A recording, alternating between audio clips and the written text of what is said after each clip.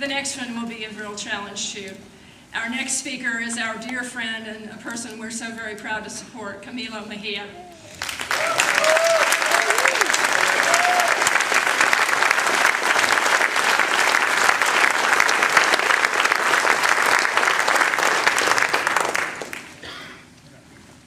Thank you. Can people hear?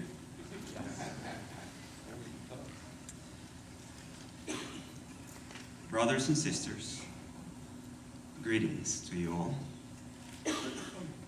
It is always a pleasure to be here. Ever since I came back from Iraq almost 6 years ago, when I had just begun to wonder if the things that turned me into a GI resistance activist had any connection to things outside of my own war experience. Members of Veterans for Peace have been close by to provide mentorship and guidance and support. When I first questioned whether my criticism of those who were appointed above me in the military, my leadership, and when I first came to question my own behavior and the behavior of my comrades in Iraq, and when I wonder if that by chance may be just the result of my own fear of dying, perhaps insanity because of the intense environment that I was living in, it was thanks to members of Veterans for Peace that I was able to learn that most, if not all, of my experiences were exact replicas of the experiences that many people in the military had experienced in places like Vietnam and Korea and even in World War II. Making connections for me was not very difficult. And it began almost the moment I stepped off the plane at Baghdad International, which was still called Saddam International at that time. It was the destruction that I saw in the streets of Iraqi towns, due not only to the televised spectacle of shock and awe, but also to at least a decade of bombings and economic sanctions.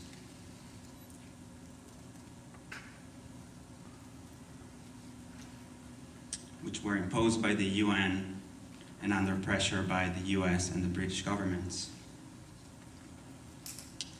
It was the children that I saw running barefoot and with dirty faces in Iraq, alongside the trucks when we first arrived in their towns.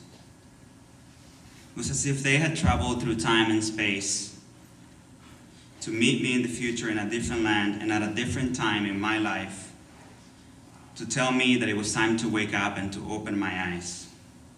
These children of Iraq, barefooted and dirty-faced, punished with hunger and disease and bombings, were the same children I had seen growing up when I lived in Nicaragua as a child.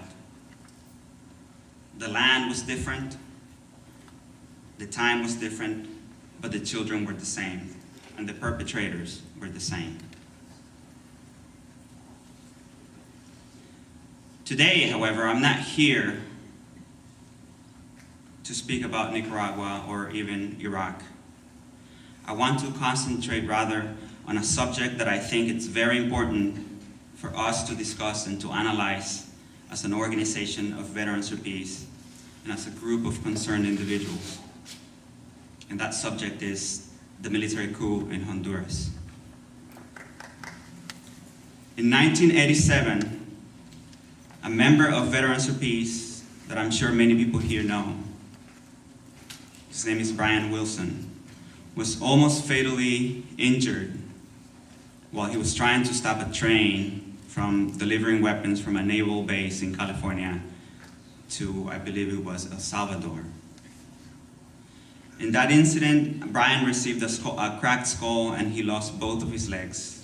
And then he traveled on prosthetic legs to Central America to meet the people that he had meant to help. And the reason Brian and many members of Veterans for Peace who came from Vietnam Veterans Against the War carried that action was that the United States back then was engaged in the business of running Central and South America through local dictatorships whose forces were financed and trained in the United States and that were there in Latin America to protect American corporate interests. In those days, the United States almost openly ruled Latin America with an iron fist as a matter of policy. It was the policy for Latin America to rule Latin America through military dictatorships, brutal military dictatorships. But there came a time when it became too hard for the US to continue supporting military dictatorships, in part because of the pressure of groups like Veterans for Peace and the SOA Watch, Pax Christi, and other groups that kept the pressure on and that kept exposing US-sponsored crimes in Latin America. It became too hard then to defend the killings of tens of thousands of people. It became too hard to defend the disappearances of tens of thousands of dissenters in Latin America. And it became too hard to continue funding and supporting torture by soldiers trained here in the United States, at the same base where I became an infantry soldier. So the policy changed to one of supporting democracy and the installation of democratically elected leaders and governments, and a new electoral process was invented to serve the same interests that dictatorships had been serving for decades.